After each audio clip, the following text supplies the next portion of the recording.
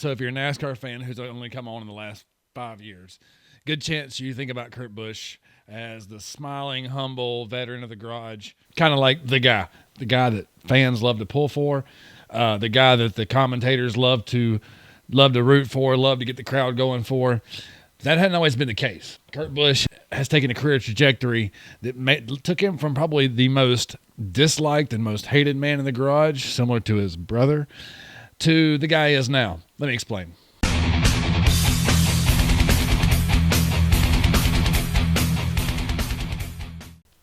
All right, so Kurt Busch come on the scene in the 90s.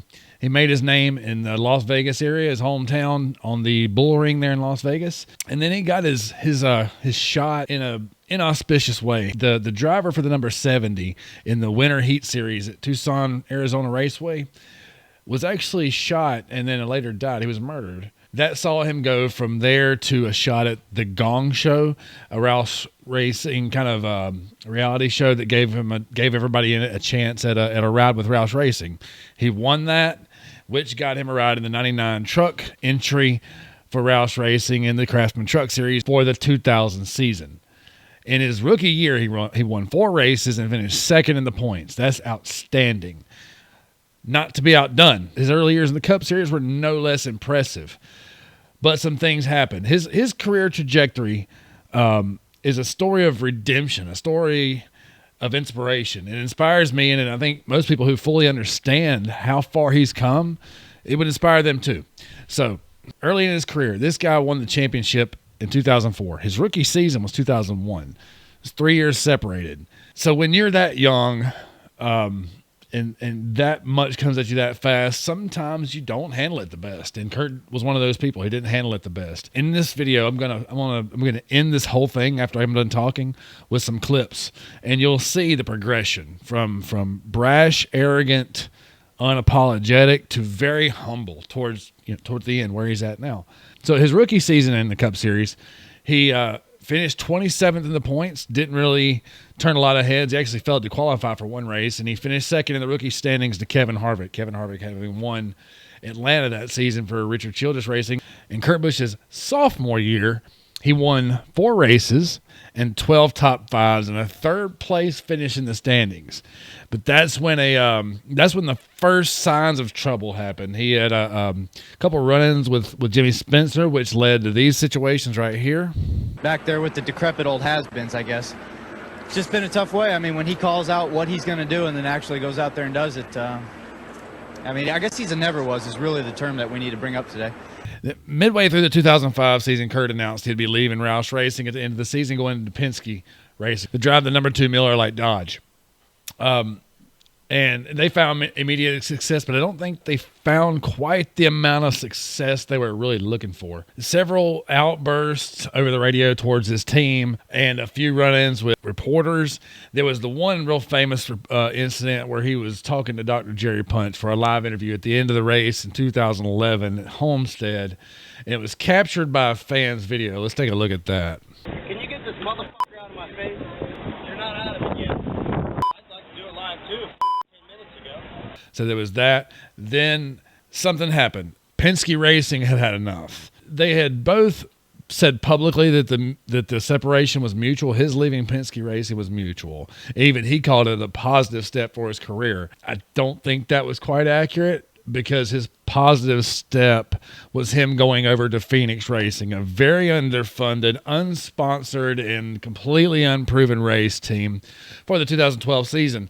Kurt Busch going to Phoenix Racing, if you're not familiar with Phoenix Racing, back in 2012, would be like Kyle Busch going over to Spire Motorsports. Now, nothing against Spire Motorsports, but they're not expected to contend for wins. They're not expected to be running up front each and every week, which is what Kurt Busch had been used to. He went from Penske Racing to an underfunded, unsponsored team, and it was all really because of his personal issues. It wasn't because of his on-track performance. He was winning races. Nobody wanted to deal with his attitude problems, and I think that's where the needle really started to move for him. He probably realized then that it's time to get it together. It's time to stop behaving this way, and it's time to start taking a look inside to figure out what he can do to get himself out of this position. Now, he clearly elevated the Phoenix Racing organization. But that's when his personal life kind of started to change for the better. There's a couple examples. Let's take a look at one or two. It makes me realize that there is struggles that people have to live with every day. You can have good days, and those good days might be, for him, sitting up straight for an hour all by yourself. For me, good days would be going to victory lane. So when my bad days happen, they're not so bad anymore. It's helped change your outlook, and I'm sure you've helped change his. Hope so. Things had already started to change, and this was, I think, a big catalyst. And if you start watching the interviews about this time, he starts handling himself different. He starts handling interviews different. And if he feels like a media member is going after him, trying to provoke him, they probably were, he started handling it different. And then slowly, and it's so slow and subtle that you almost wouldn't even notice it until you look at it here as 2023 and like, wow, look at this guy. He's totally turned it around. This is a story about a person who has really turned things around for themselves.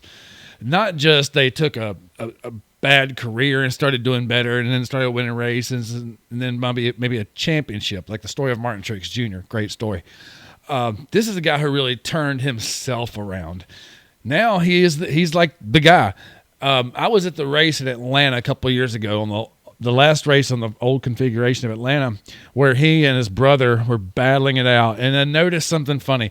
The fans were full on behind Kurt Busch, and they were full on against Kyle Busch. And the reason that's funny is because people originally didn't like Kyle Busch because he was related to Kurt Busch.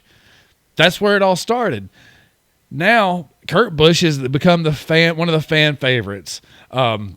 I'm going to end this by showing some clips, and it's going to be a progression, and I want you to pay attention to how he interviews from the first clip to the last clip. It's really a great story of somebody's own personal turnaround. It's inspiring to me, and maybe you guys can get something out of it as well. I'm going to stop for there and leave you with that. In the meantime, support local racing. See you guys in a couple of weeks. You guys done now?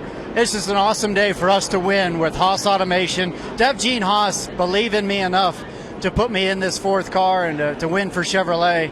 It's incredible. Here in Victory Lane, it feels great to do it here at Richmond, to do it with Haas Automation, Chevrolet, Monster Energy, Mobile One, Rush Truck Centers, everybody that's part of our family, all these guys back here. But Tony Gibson is an amazing crew chief, and I'm glad I've got the chance to work with him. So thanks, Tony. Haas Automation, everybody at Stewart Haas, Mobile One, Rush Truck Centers, State Water Heaters, and Sprint. This is a fantastic series to race in. I don't know. I mean, the more that I've run this race, the more that I've just throw caution to the wind, let her rip, and just elbows out. And that's what we did. I mean, that group put on a fantastic run to the end, and everybody did a great job not to wreck each other. I cannot believe this homecoming for Ford. Thank you, Doug Yates, and everybody at the Motor Company, Ford Performance. This is incredible. I taught that kid everything he knows. He should be grateful. But what a battle. What a genuine, awesome old school racetrack. And I just asked the track today, last time here on your old asphalt, can I have an old guy win? And she answered. So thank you, Atlanta Motor Speedway. It's all about teamwork. I mean, I don't do this alone. And the way that Toyota has helped us, JGR, my little brother has been so important just on the family side of, hey, you got to get through these steps. Bubba's a tremendous teammate, but this is 2311. This is our first win for the 45 car. And with Jordan Brand on the hood, I mean, I felt like I had to play like the GOAT, or race like the GOAT, and I had to beat the Kyles. I had to beat both. This was like the Kyle and Kyle show. I remember Ned Jarrett said this is the Dale and Dale show. Like, I can get one Kyle, and I'm like, I can get both. I just had to have the confidence to know, and our setup would do things on short run and long run. But thanks to Jordan Brand, Toyota, Monster Energy, McDonald's, Moneyline, just all the team partners of this 23 line. There's 45 cars to winner now.